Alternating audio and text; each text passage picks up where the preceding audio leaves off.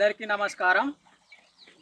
కుమ్రం భీం జిల్లా వాంకడి మండలం పాటగూడ గ్రామ పంచాయతీ పరిధిలో నిన్న కురిసిన భారీ వర్షానికి ఏనోలి గ్రామానికి వెళ్ళే రోడ్ బ్రిడ్జ్ కూలిపోవడం జరిగింది. ఇలా ప్రతి సంవత్సరం జరుగుతూనే ఉంది. బీఆర్ఎస్ ప్రభుత్వం ఉన్నప్పుడు CCDP నిధులతో మంజూరైన రోడ్డు నేటి వరకు మంజూరైనా కానీ పూర్తిగా రోడ్డు వేయలేదు.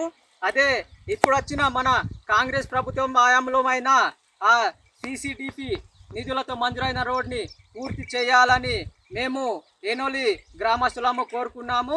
నిన్న కురిసిన భారీ వర్షానికి చూడండి, నిన్న ఇది మా బ్రిడ్జ్ కొట్టుకుపోవడం జరిగింది. అలాగే మాకు రాకపోవడకు చాలా ఇబ్బంది అవుతుంది.